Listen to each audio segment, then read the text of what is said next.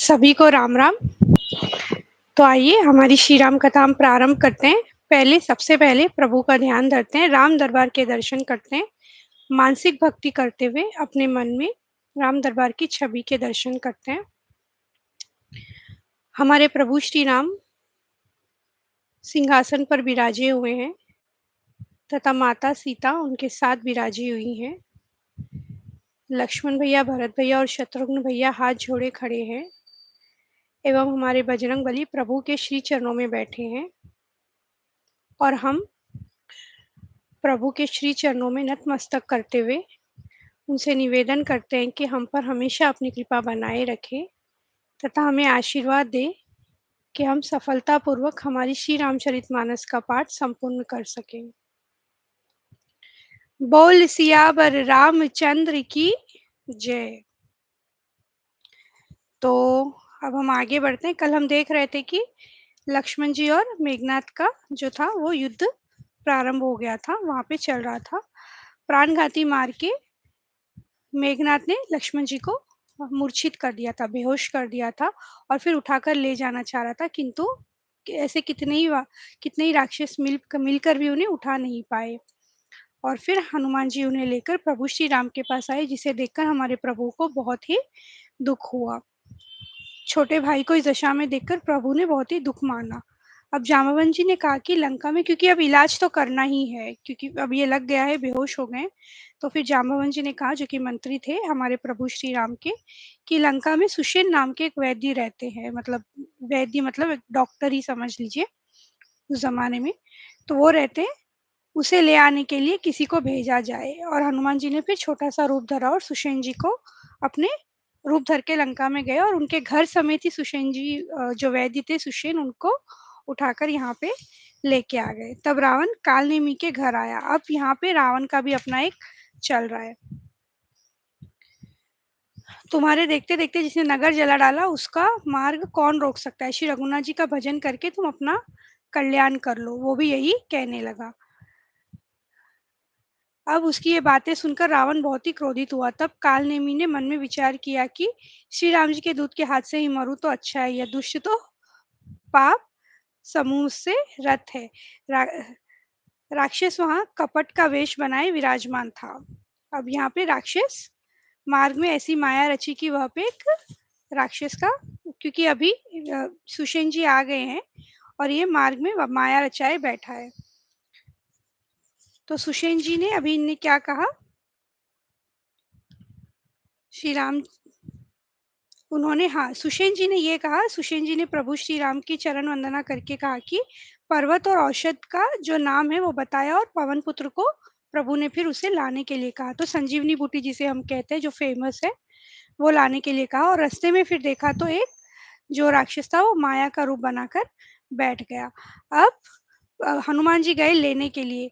तालाब में प्रवेश करते ही एक मगरी ने अकुलाकर उसी समय हनुमान जी का पैर पकड़ लिया। अब ये जो बैठा था यहाँ पे, हनुमान जी गए और उनसे पूछा कि रास्ता कहाँ है।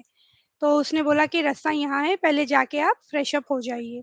तो मगरी जो थी एक मतलब फिश जो थी, उसने हनुमान जी को पकड़ लिया और कहा कि यह मुनि नहीं है, यह तो घोर निशाचर है। उसने राम राम।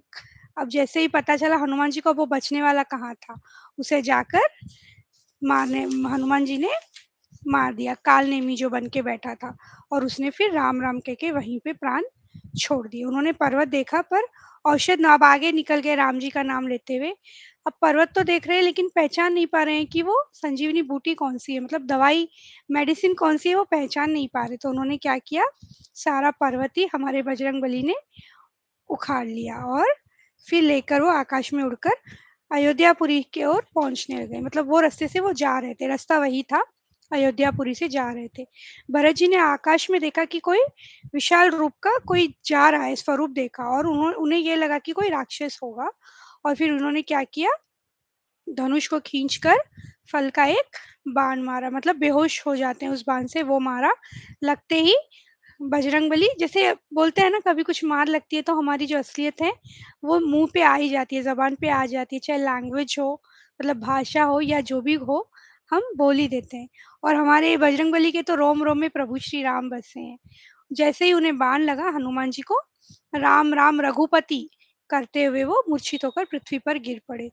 अब भरत जी को लगा कि जैसे ही प्रभु का नाम सुना, भरत जी ने राम जी का, दौड़े और बड़े उतावले होके हनुमान जी के पास गए। उन्हें देखकर हृदय से लगा लिया हनुमान जी ने। फिर सारी बात बताई। यदि मन, वचन और शरीर से श्री राम जी के चरणों में मेरा निष्कपट प्रेम हो और यदि श्री रघुनाथ जी मुझ पर प्रसन्न हो, तो यह वानर थकावट और पीड़ा से रहित हो जाए। यह वचन सुनते ही कपिराज हनुमान जी कौशलपति श्री रामचंद्र की जय हो कहते हुए उठ बैठे, क्योंकि राम जी का नाम लिया था तो अब खत्म कैसे करे, ऐसे कहा भरत जी ने। फिर भरत जी ने हनुमान जी को गले से लगाया और पूछा कि ये सब कैसे है, मतलब लक्ष्मण भैया, जानकी जी, प्रभु श्री राम, इनकी कुशल बताओ। सब कुछ हनुमान जी ने बताया और कहा कि आप उन्हें प्राणों से भी बड़े प्रिय हो। और फिर कहा कि मैं एक बांध पे आपको चढ़ाऊंगा, पर्वत सहित आप सीधा वहीं पे पहुंच जाएंगे।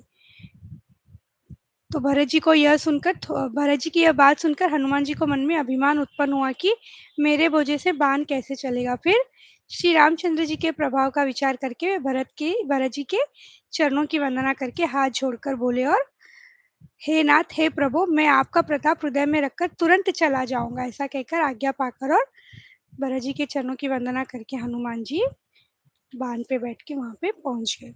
अब वहां लक्ष्मण जी को देखकर श्री रामचंद्र जी साधारण मनुष्यों की तरह बिल्कुल ही वचन बोले कि आधी रात हो चुकी है, हनुमान नहीं आए, और बहुत ही उदास होकर लक्ष्मण जी को गले लगाने लगे। तो यहाँ पे जो भ्राता प्रेम होता है, जो भाई का प्रेम होता है, श्री रामचरितमानस में बहुत ही अच्छे से दर्शाया गया है कि प्रभु श्री राम का जो प्रेम है लक्ष्मण भैया के लिए, वो यहाँ पे बहुत अच्छे से वर्णित किया गया है। कह रहे हैं, प्रभु स्त्री के लिए प्यारे भाई को खोकर मैं कौन सा मुंह लेकर अवध जाऊंगा। श्री राम जी हर्ष, अब ये सब मतलब प्रभु देख रहे हैं, रो रहे हैं और बोलते ही जा रहे हैं। जैसे ही हनुमान जी आए, श्री राम जी हर्षित होकर हनुमान जी के गले लगकर मिले और अत्यंत ही कृतज्ञ हुए। तब जो वैद्य थे सुषेण जी, उन्होंने तुरंत उपाय किया और लक्ष्मण जी को हर्षित होकर, जैसे ही उपाय किया, संजीवनी बूटी का जो प्रोसेस था, लक्ष्मण जी हर्षित होकर उठ बैठे, प्रभु भाई को बहुहृदय से लगाकर मिले और बहुत ही आनंदित हो गए। अब क्योंकि लक्ष्मण जी उठकर बैठ गए वापस, जो रावण की चाल थी वो भी उल्टी पड़ गई। अब वो बहुत ही विषाद में था, ये जैसे ही समाचार सुना और सर पीटने लगा। अब उसने क्या किया, वो कुंभकर्ण के पास गया। बहुत से उपाय करने पर उस कुंभकर्ण एक बहुत ही बड़ा ही बहुत डेंजर राक्षस था। तो जो रावण का भाई था, उसके पास रावण गया और उसे जगाने लगा। उसे जगाना आसान काम नहीं था। 6 महीने सोता था और 6 महीने खाता था। हाँ, उन्होंने जो कुंभकर्ण था, हमने कथा में पहले देखा था, उसने भी बड़ी तपस्या की थी ताकि वो ब्रह्मदेव को मना सके। और फिर जब वरदान मिला तो सरस्वती जी उसकी जबान पर बैठ गई कि पलट के उसने 6 महीने निद्रा मांग ली। इसलिए 6 महीने नींद लेता था वो, 6 महीने खाता था। वो तो ऐसा दिखता था मानो स्वयं काल ही शरीर का धारण करके बैठा हो, कुंभकर्ण जो था। फिर उसने रावण से पूछा कि क्या बात हुई, बताइए। तब रावण ने सब कह सुनाया। फिर रावण के वचन सुनकर कुंभकर्ण दुखी होकर बोला, अरे मूर्ख, जगत जननी जानकी को हर लाकर अब तू कल्याण चाहता है। ज्ञानी मतलब उसको इतना तो दिमाग है कि ये जगत जननी है, इन्हें क्यों उठा के लेके आए हो तुम। और फिर कहा कि मुझसे अंतिम बार मिल लो, क्योंकि अब मैं वहां जा रहा हूँ श्री राम जी के दर्शन करने के लिए। अब पता नहीं मैं वापस लौटूंगा या नहीं। ऐसा कहते कहते वो एक क्षण के लिए प्रभु श्री राम के नाम में मग्न हो गया। फिर रावण ने करोड़ों घड़े मदिरा और उन अनेकों भैंसे मंगवाई, क्योंकि ये सब खाता था, मदिरा पीता था, भैंसे खाता था ये जो कुंभकर्ण था, क्योंकि राक्षस था। तो बहुत सारी मंगवाई और भैंस खा के, मदिरा पी के वो बिजली की तरह गरज के निकला रणभूमि की ओर। अब मत से चूर रण के उत्साह से पूर्ण कुंभकर्ण किला छोड़कर आगे चला। जैसे ही वो आगे गया, उसे देखकर विभीषण जी सबसे पहले आ गया है। विभीषण, क्योंकि भ्राता प्रेम तीनों में बहुत था। रावण मतलब भाई भाई प्रेम, रावण, विभीषण और फिर कुंभकर्ण विभीषण जी से कहने लगा, हे भाई, तूने अपने कुल को देदीप्यमान कर दिया, जो शोभा और सुख के समुद्र श्री राम जी को भजाए। देखिए, इतना वो सब खाने पीने वाला, फिर भी इतना ज्ञानी था कि वो भगवान को पहचान रहा था। और रावण तो ज्ञानी था, लेकिन वो अहंकार में था, अभिमान में था, इसीलिए वो प्रभु को पहचान नहीं पा रहा था। और हम तो फिर मनुष्य हैं, कम से कम प्रभु का नाम तो ले ही सकते हैं, इतना समझ के कि वही है जो हमारी नैया पार लगाने वाले हैं। अब ये जैसे ही चला, ऐसे मतलब धरती हिलने लग गई। रीछ वानर एक एक बार में ही करोड़ों पहाड़ों के शिखरों पे उस पर प्रहार करते हैं, परंतु इससे कुछ भी नहीं होता है, वो बस ऐसे ही चलते जाता है और उन्हें करोड़ों के करोड़ों खाए जाता है, जितने भी लोग दिख रहे हैं खा। पहले हनुमान जी ने उसे मारा, घूसा मारा, और वो पृथ्वी पर गिर पड़ा। पर इसी तरह चलने लगा, और फिर मारुति हनुमान जी को उसने मारा, वो एक बार के लिए वो भी थोड़े से हिल गए। फिर सुग्रीव जी को खोजने लगा, सुग्रीव जी भी मूर्छे, वो भी अब सुग्रीव जी को भी उसने मूर्छित कर दिया मार के। और फिर कुंभकर्ण ना, ऐसे सारे लोगों को खाते ही जा रहा है, खाते ही जा रहे हैं, मतलब जितने भी वानर रीछ थे, उसके नाक कान दांत सबसे वो लोग बाहर निकलने के लिए निकलते ही जा रहे हैं, तितर पितर होते ही जा रहे हैं। कुछ पेट में जा रहे हैं, कुछ निकल रहे हैं कान से। तो इसी तरह चलने लगा। कुंभकर्ण ने वानर सेना को तितर पितर कर दिया। तब श्री राम जी बोले, हे सुग्रीव, हे विभीषण और हे लक्ष्मण, सुनो, तुम सेना को संभालना, मैं इस दुष्ट के बल और सेना को देखता हूँ। फिर सत्य प्रतिज्ञ श्री राम जी ने 1 लाख बाण छोड़े, वे ऐसे चले मानो पंख वाले काल सर्प चलते हो। प्रभु ने कहा, मैं खुद ही इसे मारूंगा, और बहुत सारे बाण छोड़ दिए। प्रभु के बाणों ने क्षण मात्र में भयानक राक्षसों को काट कर रख दिया, जितने सारे राक्षस थे सारे काट कर रख दिए। फिर वे सब बाण लौटकर श्री रघुनाथ जी के तरकस में घुस गए। तो इस तरह से बहुत बहुत ही तरीके से जितने वानर थे उन्हें और कुंभकर्ण को प्रभु मार रहे हैं। उन्होंने धनुष को खींचकर 100 बाण संधान किए। रघुकुल तिलक श्री राम जी ने उसकी ये वह भुजा भी काट दिया, भुजा काट दी कुंभकर्ण की, मतलब हाथ कट कर दिए। तब वह बाएं हाथ में पर्वत को लेकर दौड़ा, एक हाथ कट किया, दूसरे हाथ से पर्वत को लेकर दौड़ रहा है सबको मारने के लिए। प्रभु ने दूसरी हाथ भी काट दी, दूसरी भुजा भी काट दी, यहाँ से एक एक भुजा काट दी। तब फिर भी वो आगे ऐसे ही चलते जा रहा है पैरों से। तब उन्होंने धनुष को कान तक तान कर राक्षस के मुख को बाणों के समूह से भर दिया, तो भी वह पृथ्वी पर न गिरा। इतने इतना मार रहे हैं, फिर भी वो नहीं मर रहा है। तब प्रभु ने क्रोध करके, क्योंकि प्रभु भी तो क्रुद्ध होते ही, हमने देखा है, हम जनरली समझते हैं कि प्रभु श्री राम बहुत काम रहते हैं, मतलब बिल्कुल शांत रहते हैं, पर जहाँ क्रोध आता है वहां क्रोध भी करते हैं। क्रोध किया, तीक्ष्ण बाण लिया और उसके सिर को धड़ से अलग कर दिया। बस सिर रावण के आगे जाकर गिर गया। जैसे ही कुंभकर्ण का सिर काटा, वह रावण के सामने जाकर गिर पड़ा, और धड़ उसी तरह से दौड़ता दौड़ता पृथ्वी, जैसे जैसे दौड़ रहा है पृथ्वी धंसी जा रही है। तब प्रभु ने काट कर उसके 2 टुकड़े कर दिए। देवता नगाड़े बजाते हर्षित होते और स्तुति करते, बहुत से फूल बरसा रहे, विनती करके सब देवता चले गए। उसी समय देवर्षि नारद आए। तो अब कुंभकर्ण भी मर चुका है। मुनि यह कहकर चले गए कि अब दुष्ट रावण को शीघ्र मारिए, प्रभु रावण को शीघ्र मारिए। अतुलनीय बल वाले कौशलपति श्री रघुनाथ जी रणभूमि में सुशोभित हैं। अब प्रभु रणभूमि में सुशोभित हो रहे हैं।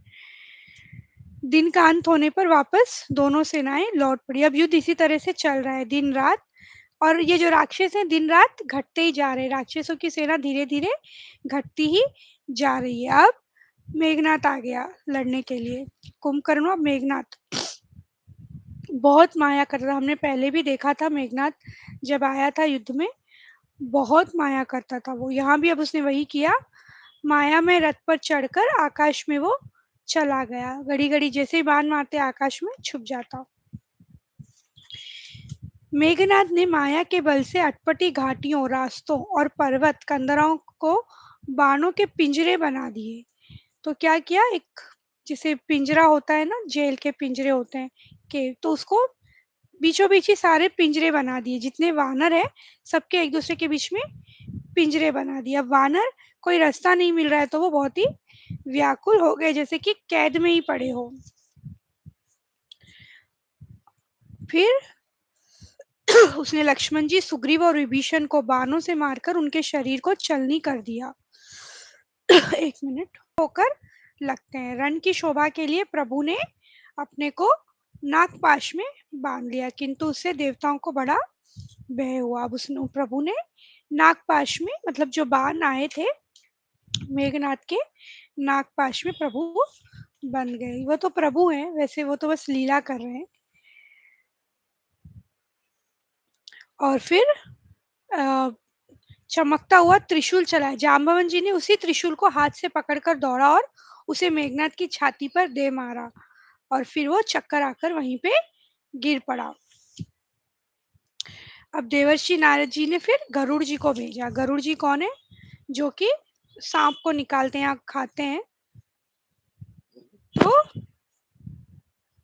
इधर देवर्षि नारद जी ने गरुड़ जी को भेजा। पक्षीराज गरुड़ जी सब माया सर्पों के समूहों को पकड़कर खा गए। तब सब वानरों के झुंड माया से रहित होकर हर्षित हुए। अब मतलब, क्योंकि अगर जो नागपाश था वह शरीर पर रह जाता तो बेहोश रहते, क्योंकि वो जहर फैलाता है। जो जहरीले नाग थे वो जहर फैला रहे थे।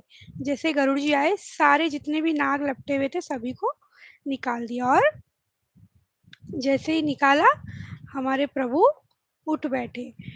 मेघनाथ, अब यहाँ पे मेघनाथ की मूर्छा छूटी और यह देखकर उसे बड़ी शर्म आई। फिर कहा कि अब मैं अजय यज्ञ करूंगा, मतलब एक ऐसा यज्ञ करूंगा जिससे मैं अजय हो जाऊं, मर न पाऊं कभी। और अब जहाँ पे हमारे प्रभु श्री राम भी उठकर बैठ गए थे, मतलब सब ठीक हो गया था। फिर विभीषण जी ने सलाह दी कि अगर ये कर लेगा, ये जो यज्ञ कर रहा है, अजय यज्ञ जो कर रहा है, अगर ये कर लेगा तो फिर इसे बहुत ही मायावी, ये जो माया देवताओं को सताने वाला दुष्ट मायावी मेघनाथ अपवित्र यज्ञ अगर कर दिया तो फिर बहुत मुश्किल होगा इसको हराना। तो फिर लक्ष्मण जी गए, लक्ष्मण जी से कहा कि आपको इसे मारना है। हे भाई सुनो, उसको ऐसे बल और बुद्धि के उपाय से मारना जिससे निशाचर का नाश हो। तो ये जो निशाचर होते हैं ना, इनका एक अलग ही होता है, मतलब इजी नहीं होता है इनको कहते हैं कि थोड़ा बहुत अगर बच भी जाते हैं तो फिर ये अपनी शक्तियों से वापस आते हैं। तो ऐसा कुछ करें कि ये बिल्कुल भी वापस ना आए। और रणधीर श्री लक्ष्मण जी प्रभु के प्रताप को हृदय में धारण करके मेघ के समान गंभीर वाणी बोली, यदि मैं आज उसे बिना मारे आऊं तो श्री रघुनाथ जी का सेवक न कहलाऊंगा। मतलब अब तो उसे मेघनाथ को मार के ही वापस आने वाले हैं। अब एक दूसरे पे बाण छोड़ रहे हैं और लड़ाई चल रही है, युद्ध चल रहा है दोनों के बीच, परंतु कोई भी हार नहीं मान रहा है। और यहाँ पे ये मेघनाथ बैठ गया अपने यज्ञ के लिए। तो अब हनुमान जी गए वहां पे, यज्ञ उन्होंने विध्वंस कर दिया। जो भी यज्ञ था पूरा, मतलब पानी डाल के उसे खत्म कर दिया। वो हट ही नहीं रहा था, पर सबने मिलके हटा दिया। अब कौशलापति श्री राम जी के प्रताप का स्मरण करके लक्ष्मण जी ने वीरोचित दर्प करके बाण का संधान किया। बाण छोड़ते ही उसकी छाती के बीच में लगा। मरते समय उसने सब कपट त्याग दिया। लक्ष्मण जी ने बाण मारा और मेघनाथ, अब उसकी मृत्यु हो गई और सब कपट उसने त्याग दिया।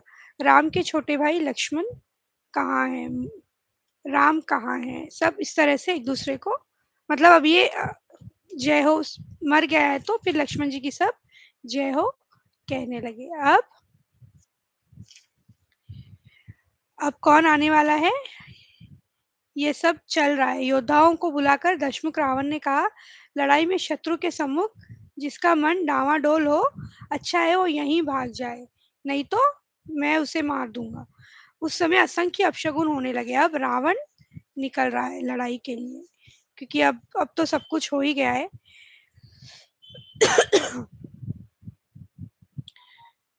और क्योंकि जब मैं अभी मेघनाथ जा चुका है तो स्त्रियां भी, जैसे माँ थी, मंडोदरी थी, पत्नी थी, मतलब बहू थी रावण की, इनको देख के भी वो बहुत व्याकुल हो गया, क्योंकि अब जो मंडोदरी थी वो तो छाती पीट-पीट कर रो रही थी, क्योंकि माँ थी, उसे सहन नहीं हो रहा था और ये सब देख के रावण बहुत ही व्याकुल हो उठा था। अब वो निकला और अब जैसे ही निकला, सारे अपशगुन होने लगे। जैसे हमने देखा था नेचर हमें कभी-कभी संकेत देती है, जो सृष्टि होती है जिसे हम शगुन और अपशगुन कहते हैं, तो वो अपशगुन सारे रावण के साथ होने लगे। अब इतनी धूल उड़ी कि सूर्य छिप गए, पवन रुक गया और पृथ्वी अकुला उठी। ढोल और नगाड़े भीषण ध्वनि से बज रहे, जैसे प्रलय काल के बाद गरज रहे हो। बहुत ही, क्योंकि अब महासंग्राम होने वाला है। प्रभु श्री राम और रावण अब लड़ने वाले हैं आमने-सामने, तो महासंग्राम होने वाला है और बड़ा। रावण कहने लगा कि सारे रीछ वानरों को, सभी को मसल डालो। वे विशाल और काल के समान कराल वानर भालू दौड़े। अब इधर भालू और भी दौड़ रहे हैं। नख, दांत, पर्वत और बड़े-बड़े वृक्ष ही उनके हथियार है। कोई स्पेशल हथियार नहीं है। नेचुरल नेचर से जो मिल रहा है वो दांत, नख, ये सब उनके हथियार हैं। रावण को रथ पर और श्री रघुवीर जी को बिना रथ के देखकर विभीषण अधीर हो गए। रावण तो अच्छे खासे रथ पे आ रहा है और प्रभु श्री राम क्योंकि वनवास आए हुए हैं, तो बिल्कुल नीचे ही खड़े हैं, तो व्याकुल हो गए विभीषण जी। तो प्रभु देखिए कितनी कितनी प्यारी बात कह रहे हैं, कितनी समझने वाली बात है हमारे लिए भी। तो विभीषण जी कह रहे हैं, आपके न रथ है, न तन की रक्षा करने वाला कवच है और न जूते ही है। वह बलवान वीर रावण किस प्रकार जीता जाएगा? शंका हो रही है थोड़ी सी। कृपा निधान श्री राम जी ने कहा, हे सखे सुनो, जिससे जय होती है वह रथ दूसरा ही है। जिससे जयकारा होता है वह रथ दूसरी है, वो रथ नहीं है जो हमें दिख रही है। जय उससे होती है जो कि दूसरी रथ है, और वो दूसरी रथ क्या है सुनिए, जो हमारे लिए भी बहुत इंपॉर्टेंट है। It's like one of the principles for us, कि हमें भी ये चीज़ सीखनी चाहिए।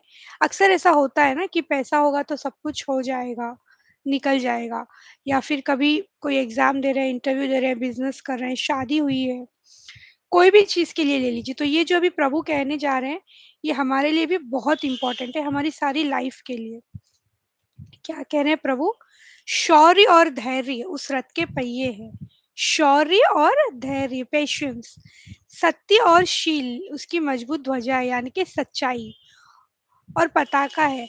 बल, विवेक, दम और परोपकार, यानी कि मतलब बुद्धि भी आपकी होनी चाहिए, और ऐसा जो आप सब चीज़ों को वश में करें, मतलब फ़ोकस्ड हो आप कोई भी चीज़ अगर कर रहे हो उसमें। और परोपकार मतलब किसी की भी मदद करना। ये 4 उसके घोड़े हैं, जो क्षमा, दया और समता रूपी डोरी से रथ में जोड़े हुए हैं। क्षमा, दया, किसी से गलती हो जाती है, क्षमा कर दिए, थोड़ी दया दिखानी चाहिए। तो देखिए शौर्य, धैर्य, सत्य और शील, यानी कि शील मतलब बिहेवियर, आपका जो सदाचार होता है ना, बिहेवियर जो होता है वो। बल, विवेक, दम और परोपकार, क्षमा, दया और समता रूपी, ये सब चीजें अगर होगी तो जिंदगी में आप कभी हार ही नहीं सकते, क्योंकि ये प्रभु श्री राम का ट्रिक है। जो प्रभु श्री राम से हम ये सीख सकते हैं, वो कह रहे हैं कि विभीषण जी से, यही रथ है जो चाहिए। ईश्वर का भजन ही उसका चतुर सारथी है। Very important. हम आज के जीवन में अपनी लाइफ में बहुत बिजी हैं, कोई हमें हमें बिल्कुल टाइम नहीं मिलती है किसी चीज़ के लिए। लेकिन प्रभु कह रहे हैं ईश्वर भजन ही उस रथ को, सब कुछ है लेकिन अगर ईश्वर भजन नहीं है तो ऑल इन वेन।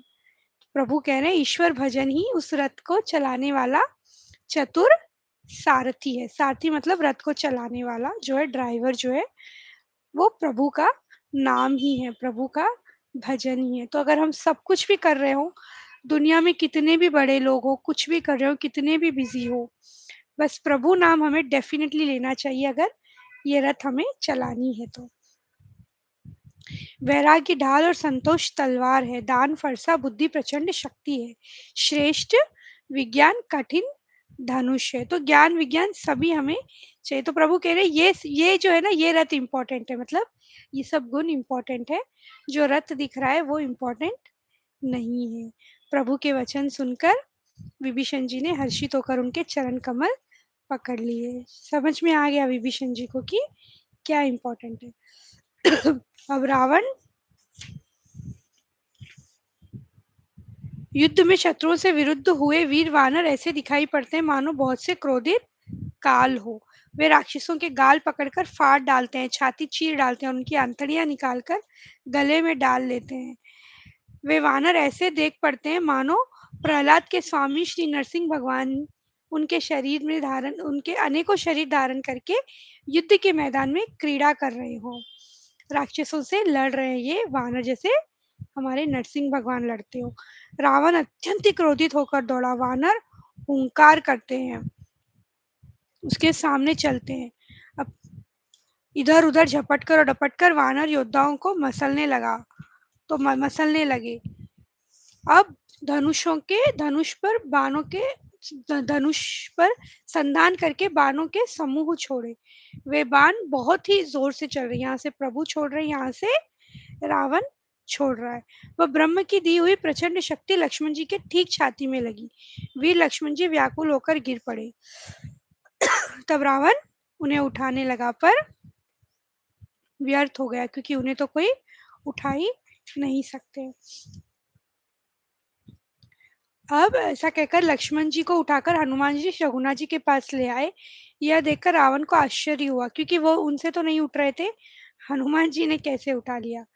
ये वचन सुनते ही कृपा कृपा हाँ, श्री रघुवीर जी ने लक्ष्मण जी से कहा, हे भाई, हृदय में समझो, तुम काल के भी भक्षक और देवताओं के रक्षक हो। ये वचन सुनते ही कृपालु लक्ष्मण जी उठ बैठे। तो चलिए, हमारी कथा का आज समय हो गया है। हम हमारी कथा को आज यहीं विश्राम देते हैं। कल हम देखेंगे कैसे रावण और प्रभु श्री राम का युद्ध होता है। अपनी एक चौपाई ले लेते हैं। हो सिया राम मैं सब जग जानी, करहूँ प्रणाम जोरी जुग पानी। राम सिया राम जय जय राम। राम सिया राम जय जय राम। बोल सियावर रामचंद्र की जय। पवन सुत हनुमान की जय। बोलो भाई सब संतन की जय।